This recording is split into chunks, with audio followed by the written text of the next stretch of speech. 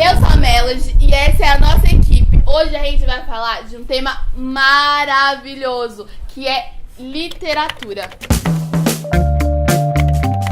Gente, eu só quero saber de uma coisa aqui de vocês. Todo mundo costuma ler? Sim! Todo mundo aqui costuma ler. Samara, você gosta de ler? Eu vou ser sincera, eu não gosto muito não. Mas, como cada um tem sua opinião, alguns gostam de ler, outros não gostam, não é mesmo? Mas então, gente, convidamos 3 pessoas que têm a ver com esse meio de literatura, livro, essas coisas. E vamos chamar eles. Raul, Débora e Patrícia podem entrar.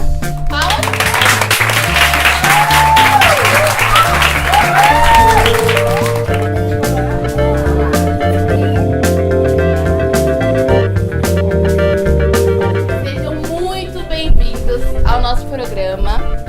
Esse é o nosso bloco de literatura e a gente convidou esses convidados maravilhosos, muito interessantes, para ajudar a gente a debater esse tema tão difícil. Eu queria que cada um de vocês falasse um pouquinho sobre a vida de vocês, misturada com a literatura, família.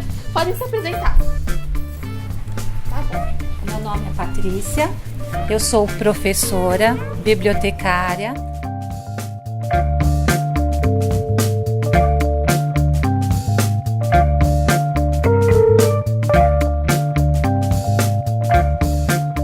Eu estou voltando agora para essa biblioteca aqui em cima, Érico Veríssimo.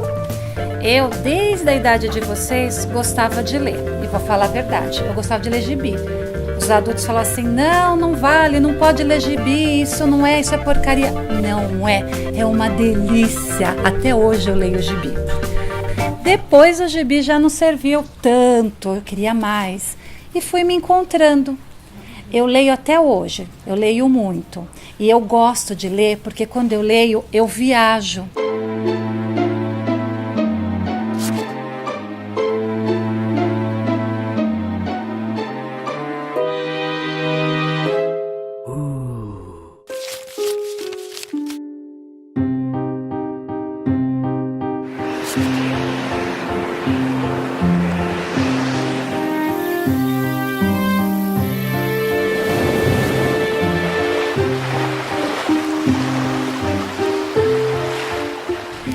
Lá de fora eu estava escutando vocês conversarem que tem gente que não gosta de ler.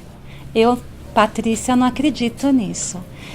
Eu acredito que tem gente que ainda não descobriu o seu livro, mas todo mundo gosta de ler. É mágico. A gente pode viajar para o passado, para o futuro, a gente pode viajar para outros planetas. A gente viaja para o lugar mais mágico que existe no mundo, que é o interior de nós mesmos. Quando a gente está lendo um livro, a gente se encontra nos personagens.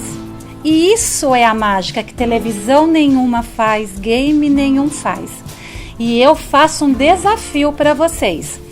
Aqueles que não gostam de ler, que acham que não gostam de ler, eu desafio a ir um dia lá em cima na biblioteca Érico Veríssimo e me procurar. Nós vamos sentar um pouquinho para bater papo. E depois que a gente bater papo, eu vou indicar um livro.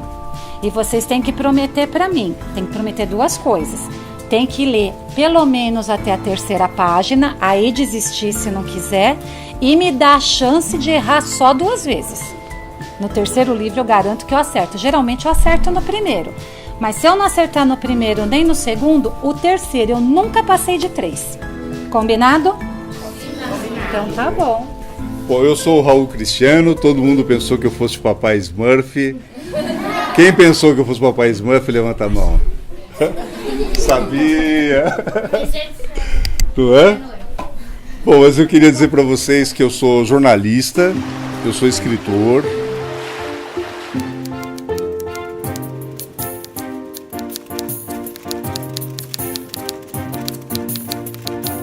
E eu comecei a trabalhar com 12 anos. Sabe aonde? Numa biblioteca. Trabalhava numa biblioteca em Santos, era garotinho, e aí eu lia muitos livros lá na biblioteca, né? Alguns por vontade própria e outras vezes pelas pessoas que já trabalhavam na biblioteca há mais tempo que eu. Elas sempre escolhiam livros e direcionavam a minha leitura, né? O que aconteceu comigo lendo tanto e viajando tanto, como colocou a Patrícia? Comecei a escrever. Então, com 13 anos, eu já estava escrevendo para o jornal lá de Santos, a Tribuninha, que é um suplemento do jornal grande que é a Tribuna. Então, os jornais tinham antigamente um suplemento infantil que as crianças, os adolescentes escreviam, tal. Comecei a escrever para jornais, para revistas, publiquei livros, né? Eu tenho 6 livros publicados já, sou poeta, escrevo poesias, vou lançar um livro novo agora, no mês de maio, falando de amor de um jeito antenado com o dia a dia de hoje. São poesias bem curtinhas, poesias que eu fiz no Twitter. Quem já acessou o Twitter aqui? Ah, todo mundo aqui, tô vendo. Rede social aqui em primeiro lugar, né? Então são 57 poemas tweetados, cada um com 140 palavrinhas, né? E aí eu vim aqui hoje para conversar com vocês, para esclarecer dúvidas, porque atualmente eu sou o diretor das oficinas culturais do estado de São Paulo. São 15 oficinas culturais, 10 no interior, nas cidades do interior, e 5 na capital. E a Juan Serrano, que foi um maestro importante do Brasil e do mundo, é uma dessas 15 oficinas que eu dirijo em todo o estado e aqui especialmente na capital. Eu sou Débora, eu sou orientadora educacional.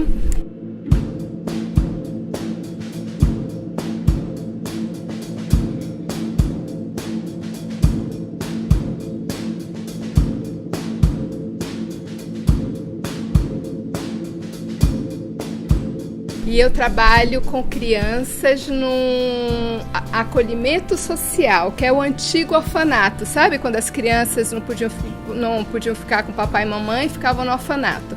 Hoje, quando essas crianças não podem ficar com a família, elas vão para esse acolhimento institucional. Chama Casa Naim. E as crianças lá, elas não gostam de ler. Mas eu fiz uma descoberta, eu estou lá há 7 anos e eu descobri que quando as que não gostam de ler é porque não sabem ler, não sabem escrever. Então, o meu trabalho todo é focado na leitura e na escrita.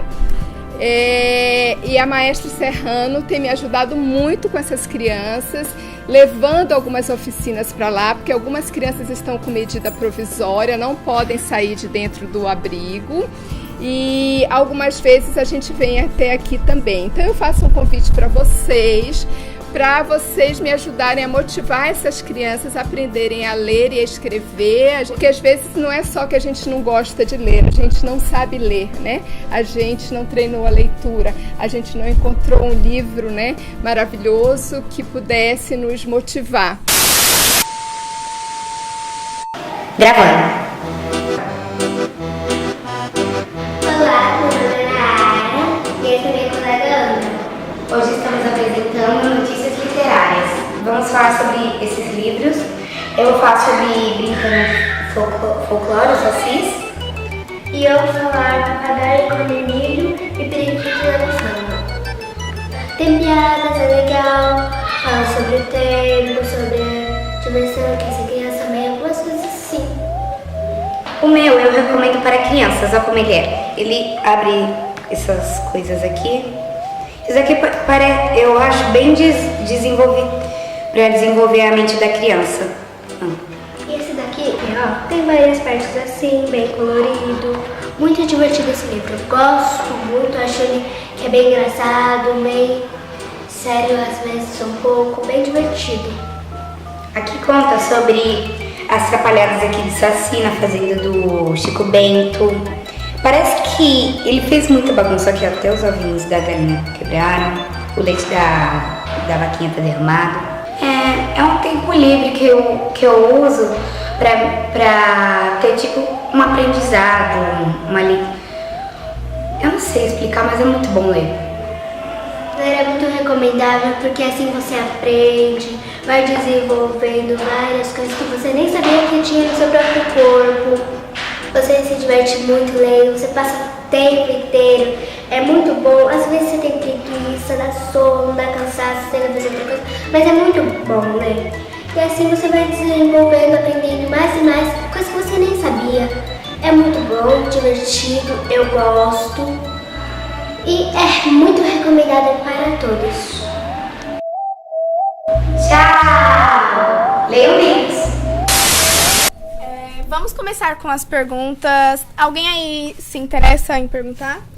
Mas ler não é só aprender a ler e escrever, não. Mas também pode ler uma história que não tem palavras. Perfeito, ler a vida, ler a imagem. Tem vários livros, inclusive, que são com imagens. Aqui está tendo uma leitura maravilhosa. Esse livro aqui que eu estou vendo é um livro raro.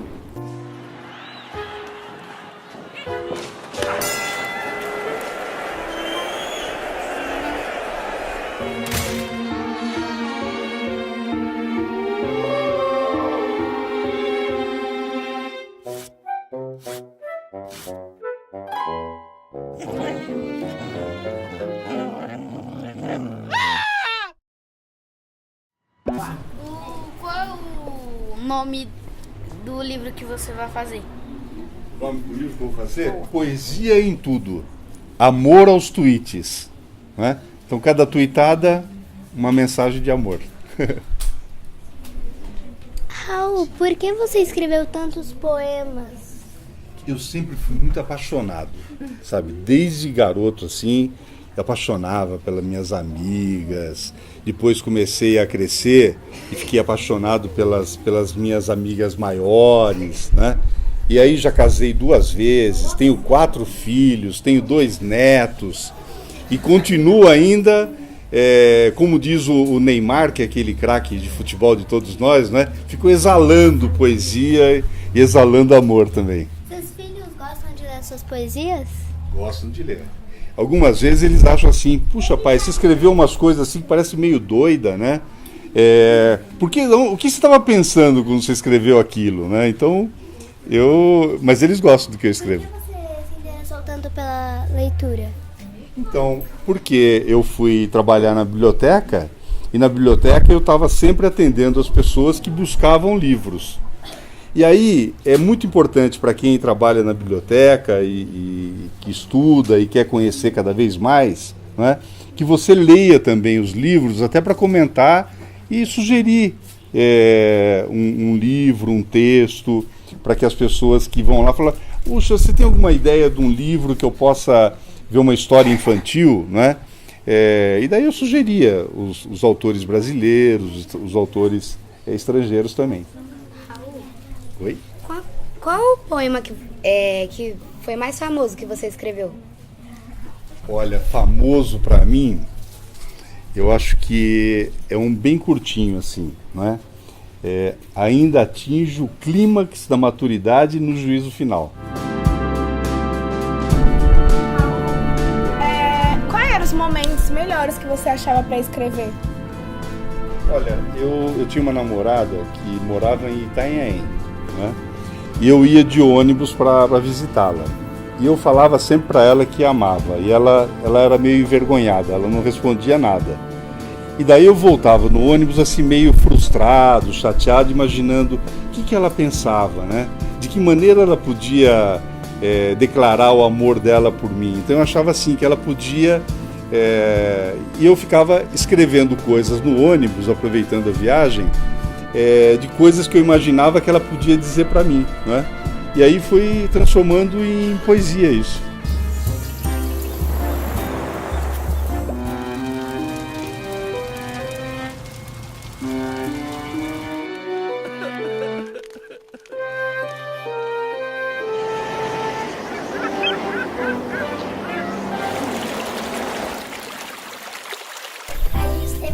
Ler uma imagem e a gente pode ler a nossa escrita, que é um livro. A gente pode ler todas as coisas. Isso mesmo. Eu acho que se você ler em voz alta, você começa a interpretar aquilo que você está lendo. E aí fica mais bonito ainda, porque você começa a viver aquilo que alguém escreveu um dia. E fica imaginando aquilo que ela perguntou, não é? No que você pensa quando você escreve alguma coisa. Então, eu acho que é muito bonito isso. Como você começou? Oi? Quando eu comecei isso? Comecei com 12 anos, né? E aí, um dia, eu mandei um texto, uma crônica, para o jornal da cidade que eu morava quando eu era bem criança, né? E aí, o dono do jornal... Da cidade, a cidade de Brotas, ele falou assim: olha, você copiou da onde esse texto aí, né? Ele falou assim: não copiei de lugar nenhum, eu escrevi da minha cabeça, né? De coisas que eu já li, né? E daí ele falou assim, eu falei assim: mas por que você está duvidando que fui eu que escrevi? Daí ele falou assim: é porque na sua família não tem ninguém que seja escritor. Eu falei: mas sempre tem o primeiro. Então, cada um de vocês pode ser um primeiro escritor da família de vocês.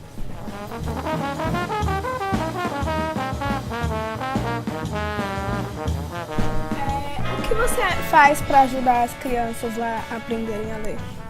Então, a gente, na verdade, como eles são grandes já, a gente tenta fugir um pouco daquele modelo escolar tradicional, né? Que é ficar com a lousa, ficar com a carteira, e lá é um sítio. Então a gente faz roda de conversa embaixo das árvores, a gente faz oficina de teatro, a gente lê em voz alta, como o Raul falou, dramatizando. E como eles têm muita vergonha de ler e eles leem muito baixo, então a gente trabalha muito o vocal. Então, de tentar falar palavras simples, mas falar alto, levantar para falar e falar no meio do grupo. A gente usa várias oficinas.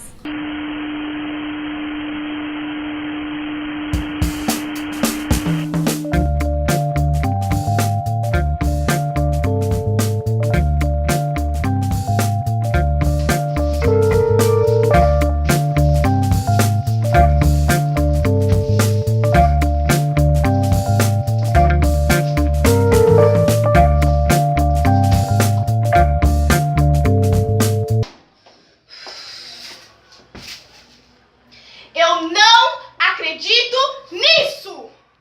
Menina, você me estressa! Você tá pensando que aqui é o quê? Um barzinho? Você coloca a música alta no último volume que ninguém vai reclamar. Você tá muito enganada, tá me ouvindo?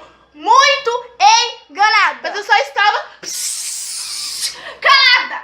Calada, ridícula da Ranieri! Se você quiser ser top das galáxias, se você quiser ser zica do bagulho, você vai ser em outro canto, em outro barraco.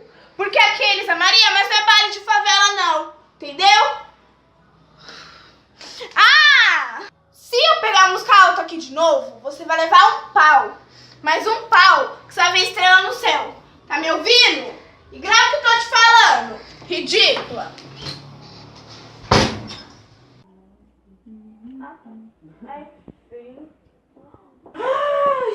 Ai, filha, é você que tem que casar com esse MC aí da ostentação, esse MC... Como é o nome dele? Tom. É você, tá me escutando? Sou eu mesma, mami. Não aguento mais essa vida de pé de barro. Meu objetivo é ir longe na vida, sabe? Tipo virar a mulher melancia. Que exemplo de pessoa, minha ídola. Isso mesmo, rapariga, sonho grande. Presta atenção no que eu vou te falar. Vai falar, nossa, não arruma nem essa cama, menino abestado. Olha, você tem que ajudar a sua irmã. A sua irmã tá encalhada.